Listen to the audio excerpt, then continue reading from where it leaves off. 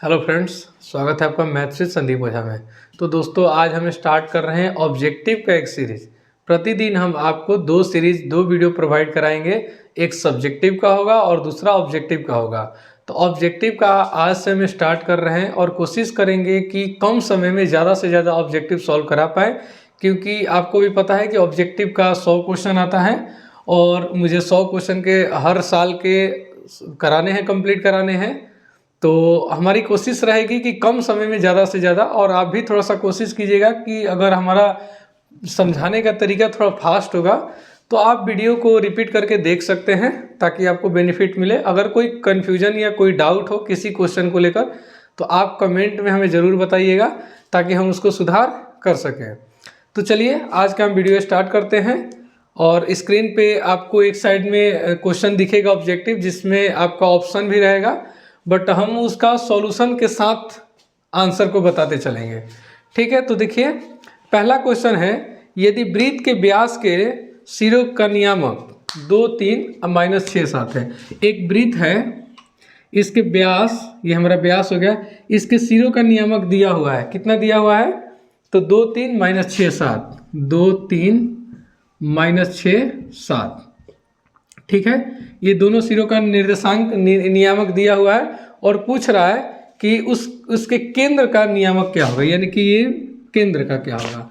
तो आप बताइए कि ये वृत्त है और ये जो केंद्र होता है, ठीक इसके, ये इस व्यास के केंद्र क्या होता है? ठीक बीच में होता है। तो आप पढ़ चुके हैं मध्य बिंदु का निर्देशांक। तो मध्य बिंदु का निर्देशांक क्या होता है? x1 + x2 बटा में 2, y1 + y2 बटा में 2। ठीक है, थोड़ा हमारा समझाने का तरीका थोड़ा सा फास्ट रहेगा, क्योंकि बहुत सारा क्वेश्चन सॉल्व कराना है और आपको फॉर्मूला याद रहना चाहिए। जब तक फॉर्मूला आपको याद नहीं रहेगा तो आप काफ़ी समय ले लेंगे क्वेश्चन को सॉल्व करने में। इसलिए तो देखिए x1 + x2 बटा में 2, यानी कि 2 और -6 बटा में 2, तो कितना हो जाएगा? -4 बटा में 2, यानी कि -2। एक आ गया -2। दूसरा y1 + y2, यानी कि 3 और 7 कितना होगा? 10। 10 बटा में 2 कितना? 5। आंसर हो जाएगा। तो आप ऑप्शन टिक कर सकते हैं। -2 और 5 कौन सा ऑप्शन है? ए, यानी कि पहला का ए आपका क्या हो गया? आंसर हो गया। तो चलिए नेक्स्ट क्वेश्चन देखते हैं।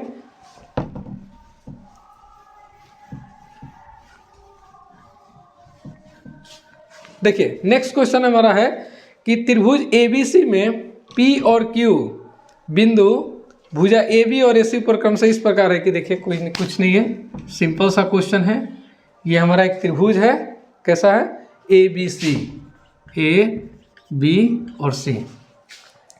इसमें है कि P और Q, ये P और ये Q, AB पर एक P बिंदु है, AC पर एक Q बिंदु है, जो कि मिलाया गया है। और ये दोनों रेखा कैसी है? समानांतर है। तो जब ये दोनों रेखा समानांतर है तो देखिए हमारा ये एंगल और ये एंगल क्या होगा? समान होगा। ये एंगल और ये एंगल क्या होगा? समान होगा। तो देखिए इसका वैल्यू दिया हुआ है, क्या क्या दिया हुआ है?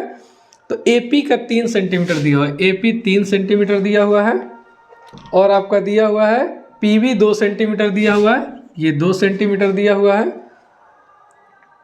AQ 6 सेंटीमीटर दिया हुआ है, ये 6 सेंटीमीटर दिया हुआ है, और QC 1 सेंटीमीटर दिया है, 1 सेंटीमीटर दिया हुआ है। यही x का मान पूछ रहा है। तो समरूपता के नियम अगर हम लगाएंगे तो देखिए सबसे पहले क्या लिखेंगे? अगर छोटे त्रिभुज का एंगल ले रहे हैं तो इस एंगल के सामने का ये भुजा AQ बटा में बड़े त्रिभुज के ये एंगल और ये एंगल समान है ना, तो इसके सामने की भुजा AC, ठीक, बराबर। अब इस छोटे त्रिभुज का दूसरा एंगल के सामने कौन सी भुजा है? AP, ठीक, और बड़े त्रिभुज के दूसरे एंगल के सामने कौन सी भुजा है? AB। यही आपका फॉर्मूला होता है, यही आपका नियम होता है। तो चलिए इसका मान रखते हैं। AQ का सबसे पहले मान रखते हैं कितना? 6 बटा में AC। तो देखिए AQ 6 है, ये x है, तो 6 + x टोटल भुजा होगी ना AC। तो AC का मान रख दिए कितना? 6 + में x, तो 6 + x हो गया। AP का मान है देखिए 3, ए बी यानी कि यहाँ से लेकर यहाँ तक 3 और 2 कितना 5। अब x का मान निकल जाना चाहिए आपका, इसको क्रॉस मल्टीप्लिकेशन करा देते हैं। तो 3 को इससे मल्टीप्लाई करेंगे तो 18 प्लस में 3x बराबर 5 को 6 से मल्टीप्लाई करेंगे तो 30। देखिए 3 को इससे मल्टीप्लाई किए तो 3 से 6 किए तो 18 प्लस 3 और x हो गया। तो 3x बराबर 30 माइनस में 18 तो x बराबर 12/3 कट के 4 यानी x का मान कितना आ गया 4 सेंटीमीटर। ठीक है, तो आपका कौन सा ऑप्शन हो जाएगा बी। दूसरा का कितना हो जाएगा बी। ठीक है, अगर नहीं समझ में आया तो एक बार वीडियो को बैक करके आप देख लीजिएगा, समझ में आ जाएगा। हम ज़्यादा समय नहीं देंगे। देखिए नेक्स्ट क्वेश्चन पे चलते हैं।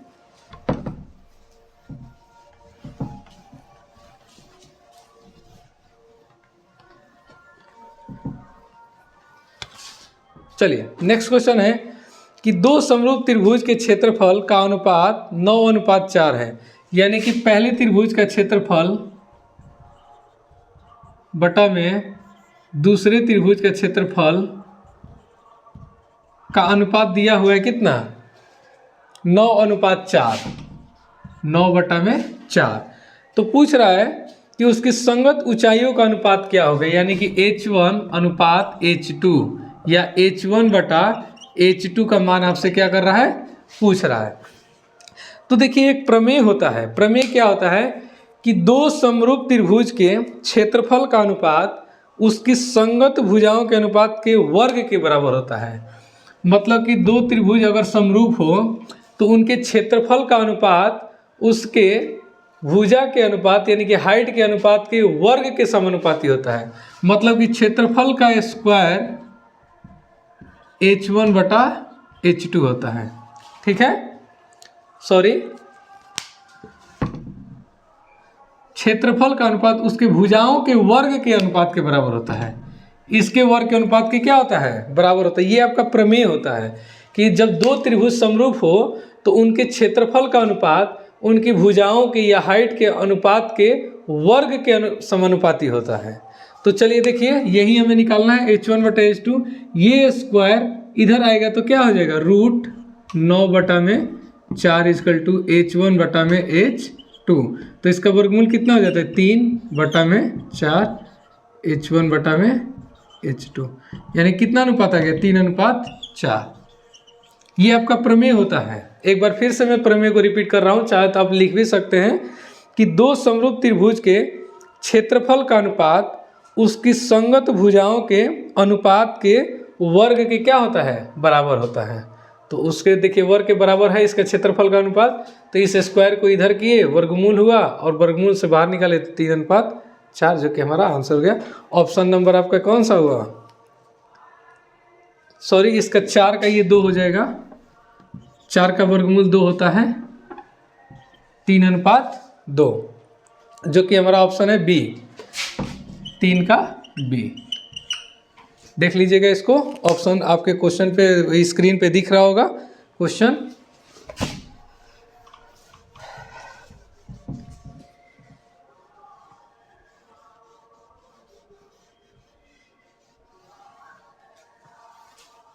चलिए नेक्स्ट क्वेश्चन देखते हैं। त्रिभुज PQR में यदि PQ² एक त्रिभुज है, समकोण त्रिभुज।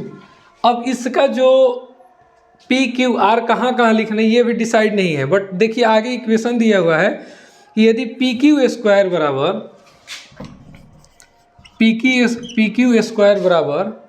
PR² plus RQ², PR² plus RQ²। अगर पाइथागोरस प्रमेय लगाइएगा तो कर्ण स्क्वायर बराबर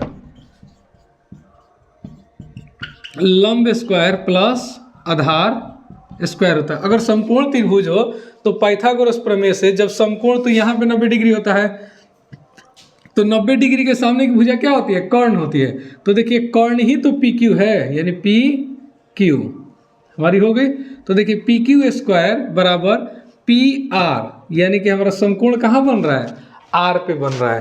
तो आपका क्वेश्चन यही है कि कौन सा कोण समकोण होगा, तो एंगल R आपका क्या हो जाएगा आंसर हो जाएगा। सिंपल क्वेश्चन है। पाइथागोरस प्रमेय से हमें पता चल गया कि पी क्यू का स्क्वायर यानी कि कर्ण का स्क्वायर है, तो पी ये है, क्यू ये है। अगर ये पी ये क्यू होगा तो आर तो हमारा यही होगा। तो कौन सा एंगल हो रहा है? एंगल समकोण किस पे बन रहा है? एंगल आर पे बन रहा है। तो चलिए नेक्स्ट क्वेश्चन है। नेक्स्ट क्वेश्चन आपकी स्क्रीन पे लगा रहे हैं हम, देखिए।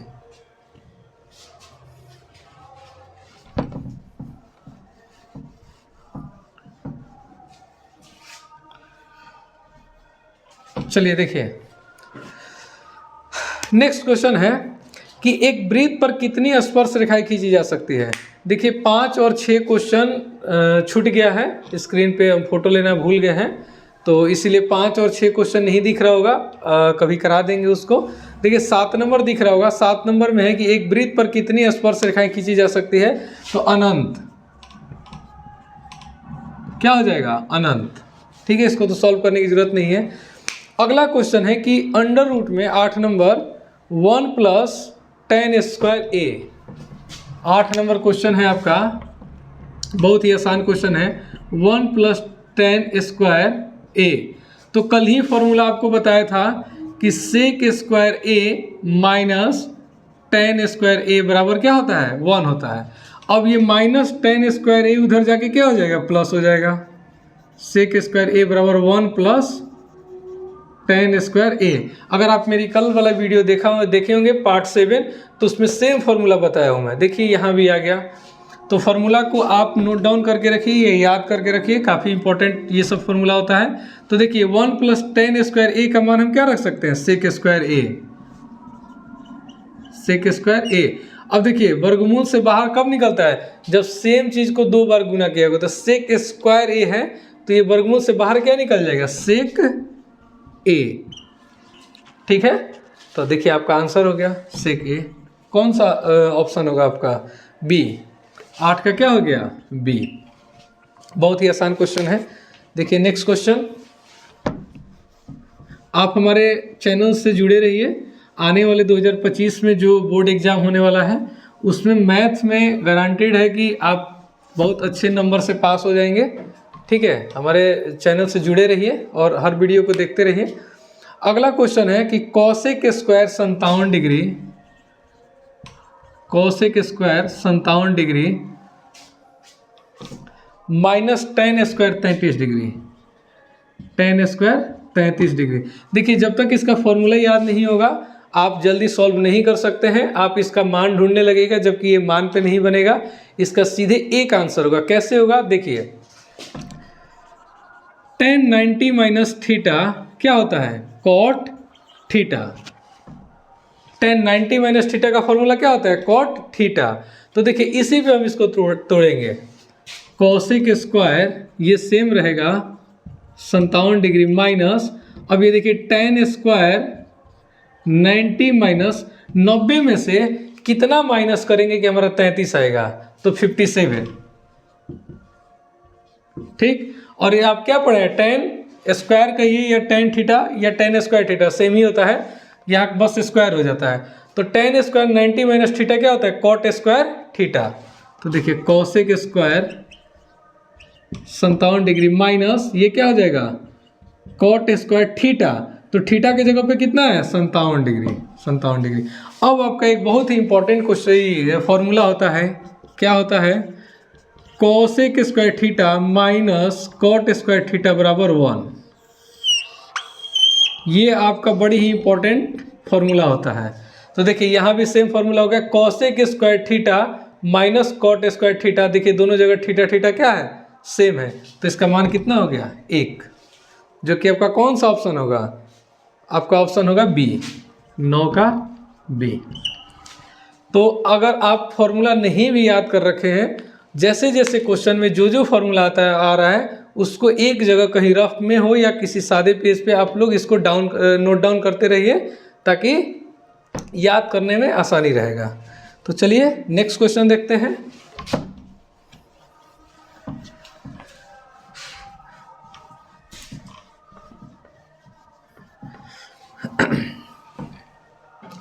नेक्स्ट क्वेश्चन है cos 48 डिग्री cos 48 डिग्री, थोड़ा सा और फास्ट बनाने की कोशिश करेंगे ताकि कम समय में हो जाए, माइनस साइन 42 डिग्री। ठीक है, देखिए इसको, ये भी एक फॉर्मूला पे ही है।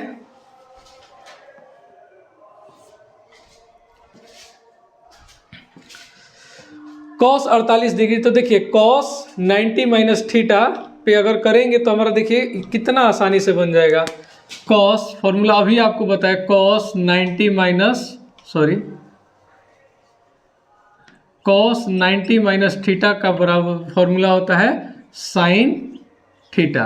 तो देखिए cos 48 डिग्री को हम 90 में से कितना घटाएंगे कि 48 डिग्री आएगा, तो 42, इधर माइनस साइन 42 डिग्री है। बस इसको हम 90 में से माइनस किया, इस 48 को क्या लिखे, 90 माइनस 42। अगर आप माइनस कीजिए तो देखिए सेम आएगा, लेकिन ये एक फॉर्मूला पे टूट जाता है। ठीक, क्या होता है, cos 90 minus theta is equal to sine theta, तो थीटा की जगह पे क्या है 42 डिग्री, माइनस साइन 42 डिग्री। तो देखिए साइन 42 माइनस साइन 42 कट के कितना हो गया, 0। तो अब कौन सा आपका आंसर हो जाएगा, 10 का हो जाएगा बी, 10 का हो जाएगा बी। बहुत ही आसान क्वेश्चन है। एक बार देखिए फॉर्मूला हम यहाँ लिख देते हैं, 3 ही फॉर्मूला मेन होता है, sine 90 minus theta is equal to cos theta, cos 90 minus theta is equal to sine theta, tan 90 minus theta is equal to cot theta.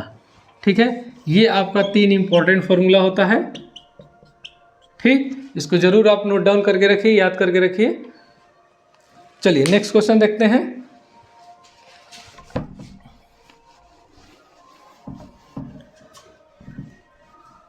अगर आपको लग रहा है कि हमारा वीडियो काफ़ी फास्ट है, अगर स्पीड में पढ़ा रहा हूँ, तो आप लोग कमेंट में ज़रूर एक बार कमेंट कर दीजिएगा। हम थोड़ा सा और स्लो पढ़ाएंगे, कम समय में, ज़्यादा समय में कम क्वेश्चन होगा, बट आपको समझ में आना चाहिए। अगला क्वेश्चन है, यदि 4, 5, 9, 11 और x का माध्य 7 है। देखिए कल ही माध्य का एक क्वेश्चन पढ़ाया हूँ, पार्ट 7 अगर हमारा वीडियो आप देखिएगा तो उसमें माध्य का एक फॉर्मूला पढ़ाया था कि माध्य बराबर होता है कुल संख्याओं का योग बटा में कुल संख्या। ठीक, ये कल ही फॉर्मूला बताया हूँ, उस पर देखिए फिर क्वेश्चन आ गया, दिया हुआ है 4, 5, 9, 11 और x का माध्य का मान दिया हुआ है। देखिए इसको हम ऊपर लिख लेते हैं, 4, 5, 9, 11 x, माध्य का मान आपका दिया हुआ है 7, कुल संख्याओं का योग, इन सबको आप जोड़ दीजिए तो 5, 9, 9, 18, 29 प्लस x बटा में कुल संख्या कितनी है, 1, 2, 3, 4, 5, 5। कुछ नहीं किया है, माध्य का मान आपका आपके बुक में दिया हुआ है कितना, 7, और कुल संख्याओं का योग यानी कि सीरीज में जितनी संख्याएं हैं सबको जोड़ दीजिए तो देखिए आ गया 29 प्लस x। अब कुल संख्या, तो कुल संख्या है कितनी, 1, 2, 3, 4, 5, तो देखिए 5 हो गया। अब क्रॉस मल्टीप्लिकेशन करते हैं तो 5 से इसमें गुना करेंगे तो कितना हो जाएगा, 35, 29 प्लस x, तो देखिए x बराबर हो गया ये 35, ये 29 इधर प्लस है तो इधर आएगा तो कितना हो जाएगा माइनस, तो x बराबर 6, x का मान कितना आ गया, 6 आ गया। बहुत ही आसान क्वेश्चन है। देखिए नेक्स्ट क्वेश्चन,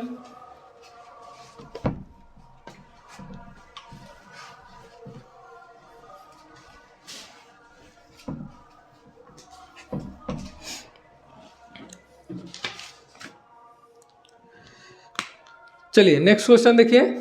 नेक्स्ट क्वेश्चन है, एक द्विघात समीकरण दिया हुआ है 4x square plus 4x square plus 4x plus 1 बराबर 0। ये एक द्विघात समीकरण दिया हुआ है और इसमें पूछ कह रहे हैं मूलों की प्रकृति पूछ रही है। तो मूलों की प्रकृति ज्ञात करने के लिए हम सबसे पहले क्या निकालते हैं, इसमें देखिए a का मान कितना है 4, b का मान है 4 और c का मान है 1। मूलों की प्रकृति जानने से पहले हम क्या निकालेंगे, विवेचक निकालेंगे, जिसको डी भी बोलते हैं। बराबर क्या होता है, बी स्क्वायर माइनस 4ac। ठीक, इसी के साथ आपका डिसाइड होगा कि इसकी मूल की प्रकृति कैसी है। तो चलिए बी स्क्वायर, तो 4 का स्क्वायर कितना हो जाएगा 16 माइनस 4, ए का मान कितना होगा 4 और सी का मान कितना है 1, यानी कि 16 माइनस 16 कट के कितना आ गया 0। अब देखिए 3 कंडीशन होता है, क्या होता है कि अगर डी का मान 0 आ जाए तो इसकी प्रकृति कैसी होगी मूल की, वास्तविक और समान। तो देख लीजिए आपका ऑप्शन में जो ये आंसर होगा, देखिए बी नंबर, इसका बी नंबर आंसर हो जाएगा आपका, ठीक है। और एक कंडीशन और होता है कि अगर डी का मान प्लस में आए, यानी कि प्लस में कुछ भी है, जैसे 1/2, 1, 2, 3, 4 कुछ भी है, तो उसमें होता है कि मूल वास्तविक और असमान होता है। ठीक, ध्यान रखिएगा, इसको भी याद रखिएगा कि अगर डी का मान प्लस में आ जाए, जैसे प्लस में 16 आ जाए, 4 आ जाए, 8 आ जाए, कुछ भी है, तो उसकी प्रकृति होती है वास्तविक और असमान होती है। यहाँ क्या होता है, वास्तविक और समान होता है। इसको आप लोग ध्यान रखिएगा या इसको नोट डाउन कर लीजिएगा आप लोग। चलिए नेक्स्ट क्वेश्चन देखते हैं।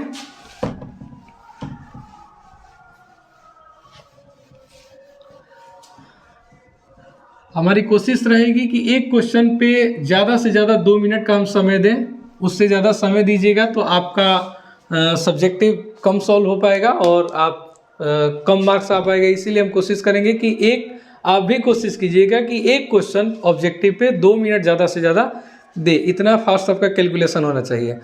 अगला है 13 number question, 3a equal to, बहुत ही आसान क्वेश्चन है, 90 डिग्री। तो देखिए ये a इक्वल टू कितना हो जाएगा 90 अपन में 3, ये 3 मल्टीप्लाई में उधर जाके क्या हो जाएगा डिवाइड में 30, यानी a इक्वल टू 30 डिग्री। पूछ क्या रहा है, तो साइन अल्फा का मान पूछ रहा है। साइन अल्फा कहिए, साइन ए कहिए, ठीक है। तो साइन ए का मान पूछ रहा है, तो ए की जगह क्या रख देंगे 30, यानी कि sine 30 degree equal to 1/2 answer. A का मान निकाले कितना 30 डिग्री, और साइन 30 डिग्री का मान कितना होता है 1/2, जो कि आपका सी ऑप्शन होगा, 13 का सी।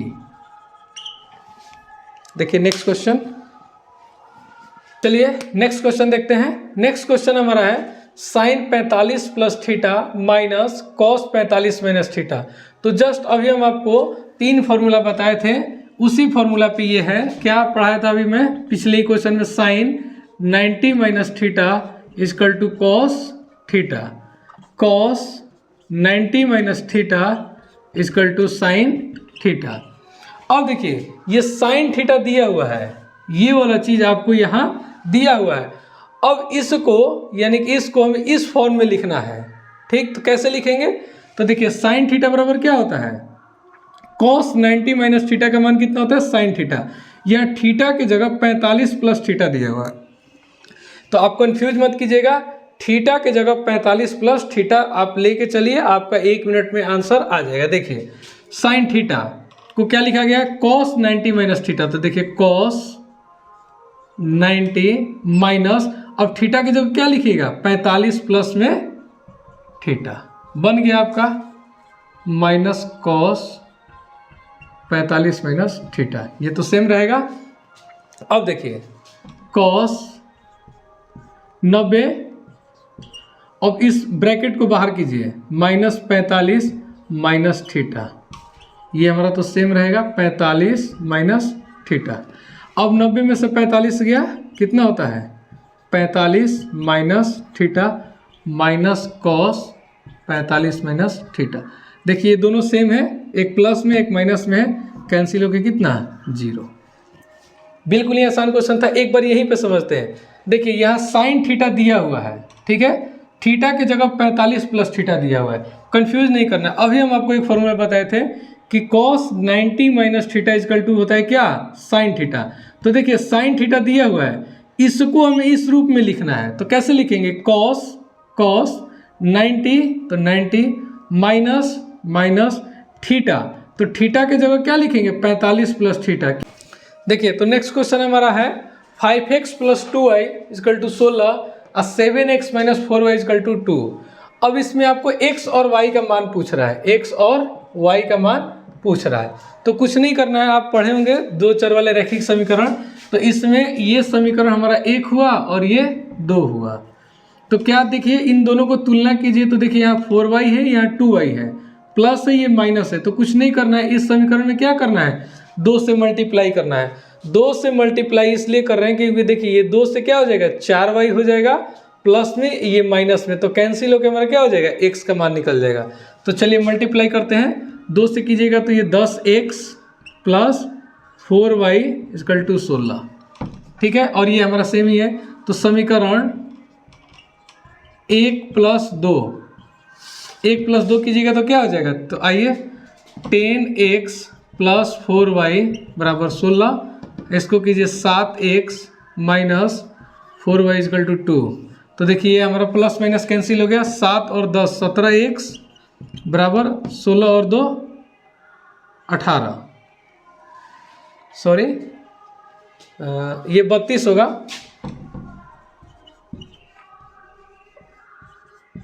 32 2 कितना होता है, 34।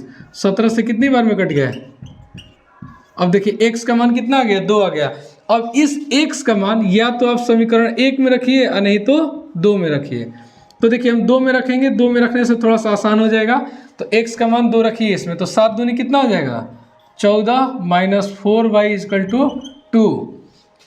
तो देखिए ये प्लस 14 उधर जाके क्या हो जाएगा, माइनस 14, यानी कि माइनस 4y बराबर ये 2 पहले से था और ये प्लस 14 उधर जाके क्या हो जाएगा, माइनस।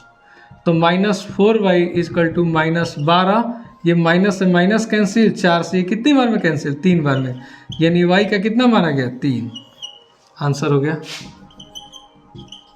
देख लीजिए कौन सा ऑप्शन आंसर हो रहा है, x बराबर 2 और y बराबर 3, ये आपका फर्स्ट ऑप्शन हो गया, यानी कि 15 नंबर का फर्स्ट आंसर हो गया।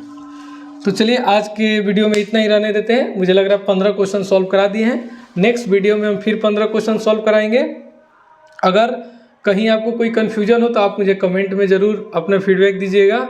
अगर चैनल से जुड़े रहिए और लाइक सब्सक्राइब कर